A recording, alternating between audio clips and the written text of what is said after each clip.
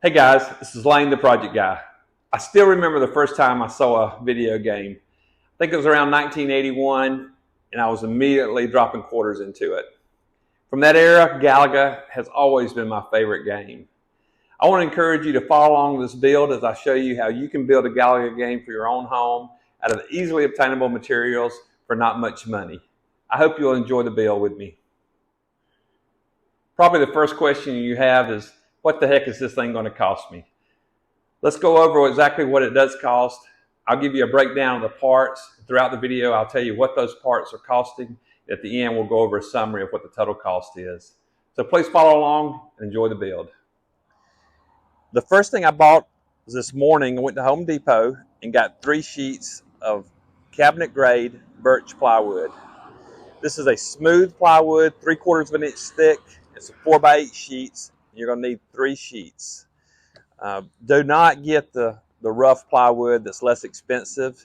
That's used on roofs of houses and not used on cabinets. And you're going to spend a lot of time building this cabinet. You want it to look nice. So get the smooth birch cabinet grade plywood in 3/4 of an inch thickness. If you get any thinner, then you're going to have problems with your edge guard. Machine's going to rock, be lightweight feeling. You want that factory feel. So 3 sheets of that at $85 a sheet was $255 plus tax at Home Depot. The heart of your machine is going to be this board here. This is called a 60-in-1 JAMA board.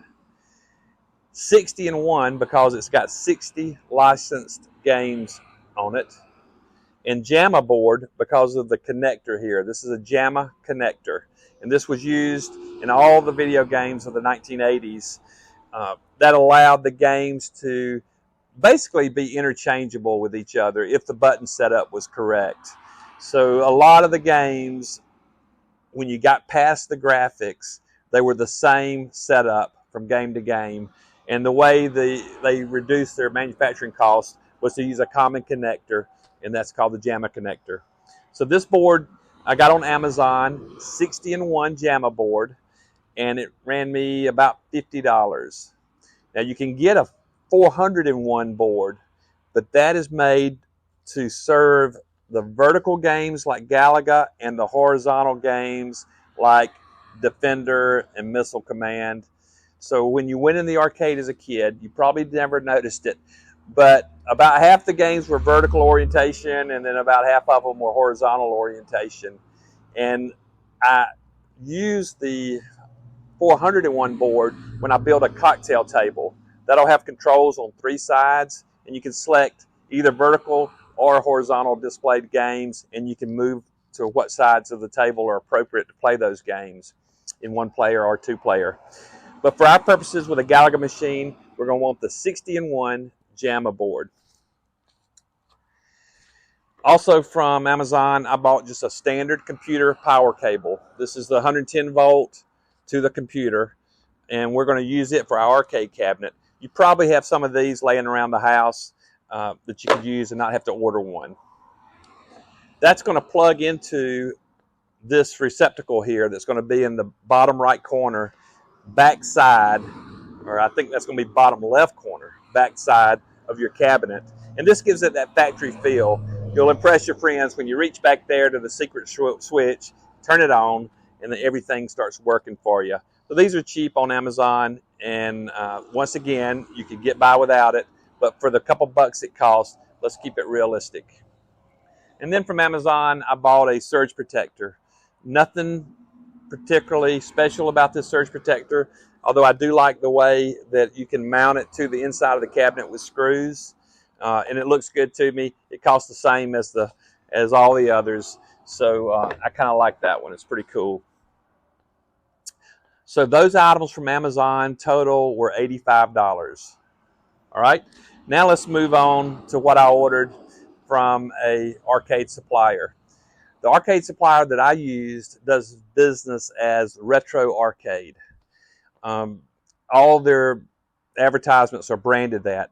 The strange thing is that when you click on them, you go to a website that says Holland Computers Incorporated. That was a little confusing initially for me. when I built my first arcade cabinet. But in reality, I mean, that is their business, is Holland Computers, and they service computers and sell arcade parts. Great people. You'll like dealing with them. But it is Retro Arcade is their brand, so don't get confused with that. So what did I buy from them? I bought a JAMA connector. This will go into my board, as we've talked about, and it's got a lot more pinouts than you're going to use. It comes with downloadable instructions, and we'll use probably 2/3 of these wires, and the rest will just get tied up somewhere. But it actually is labeled where every wire is going to go right there. This will plug into your buttons and your controller, your power supply, and so get the one with the harness already built. You can get just the connector, but you're going to wish you had the harness already built if you go that route. I also got from them a Suzu Haupt power supply. You don't have to get this brand, but this has always worked good for me, so I've stuck with it. This is 110 volts in and 12 volts out and 5 volts out. So this will accept your house current, and it'll output voltage that we need for various parts of the game. I got a LED strip. I believe this is a 12 volt LED strip. It is. So it'll hook up to my power supply, and it'll be behind the bezel up in the marquee sign where the Galaga will light up and look realistic, especially at night. The fun part, a joystick. There's various models of joysticks on the Retro Arcade website. Pick whatever you want.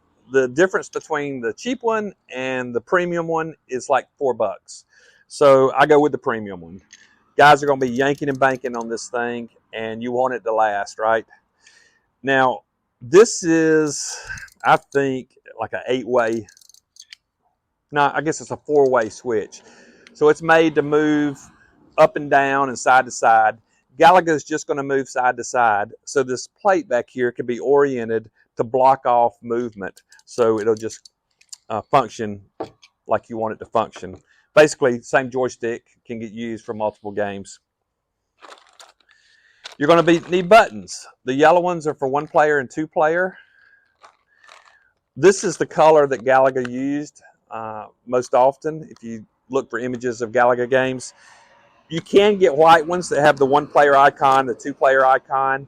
I'm a fan of going ultra realistic, so I stick with what Galaga used back in my childhood. And the decals that we're going to put on there have 1-player and 2-player icons on them. So that'll take care of any confusion. This is your fire button. This is where we go to town killing them aliens, especially during the challenge stage. Coin door. There's multiple types of coin doors. This is the simplest. It's just a few bucks. You're going to need a lock key assembly to go with it. Why do they get more expensive? Well, because some of them have coin slots in them, and they're heavier duty to keep people from breaking into them and stealing the coins. This is a home use. I'll have it on free play. I don't need coin slots, so this is what I'm going with. The game I built a few years ago for my personal home does have the coin slots, but I didn't buy the receivers to go back here. You could buy the receivers. This board can be set up to count credits. So whatever route you want to go, have at it. This is the cheapest route. A fan to cool the cabinet. Fan guard to keep the kids from putting their fingers in it. A speaker that's going to mount up above the monitor. Give us our audio. A speaker grill. Now, a monitor. This is a $185 monitor, and it's actually produced to replace CRT screens that are burned out in old video games. What makes this special is that this monitor, in addition to having an input that the JAMA board can plug right directly into, it also, more importantly, comes on the minute it has a power input. So when you flip your switch on the back of the cabinet, this monitor is going to power up without any further input. If you decide you're going to use a computer monitor or a TV, you're going to have to use your remote control to turn that on after you power up your cabinet. And that kind of destroys the illusion that we're trying to create here of a factory cabinet. So from Holland Computers, I get their replacement arcade monitor, and that works really well for me. This is the T channel. T is in Tango, T channel. This goes around the machine and keeps the wood, the raw side, the raw edge of the wood from being unsightly. And this is kind of hammered into the machine via a channel that we're going to use a router and create in our sides of our panels. The router bit is a special bit. It's a T-channel bit. You can buy that on Amazon or at your woodworking store. The total cost from Holland Computers was $364. So $364, $85, and then $255 for the wood. What else do we need? We're going to have some epoxy to glue our cabinet together. You could go with wood glue, water-based wood glue. I like epoxy because epoxy is tolerant of gaps, and it's extremely strong, and it's waterproof. And I'm a boater, and I have a lot of epoxy left over from boating projects. But Titebond would work fine for you, and would be entirely appropriate if you would just like to, at one of the big box stores, buy some premium Titebond water-based glue. That would work. In addition, we're going to need some acrylic latex black paint to paint our exterior of our cabinet. And then another step that I do to make it seem factory is I put black laminate on the sides of my cabinet and on some of the pieces on the front. That does a couple of things. It gives it a nice, smooth, hard finish that was factory back then. It also provides a surface for our graphics to adhere nicely and not peel over time. Wood has a sawdust and oils, and so your graphics over time will start getting loose and peeling, curling up. If you don't seal this well, your acrylic latex paint will go a long ways toward that, but the oil's still going to come through it eventually. And I find that the laminate looks good and makes the graphics last forever. Then we're going to need to buy graphics. So I went by this morning and dropped off the files at my local graphics shop, and they're printing them up on vinyl for me. I'll have a cost on that for you in the video where we apply the graphics. So those are all the items that I found that I needed, and if you want to get to buying your items, have at it. I hope you'll build your cabinet along with me. Hit the like button, subscribe, and keep coming back and watching us as we build this fantastic arcade cabinet.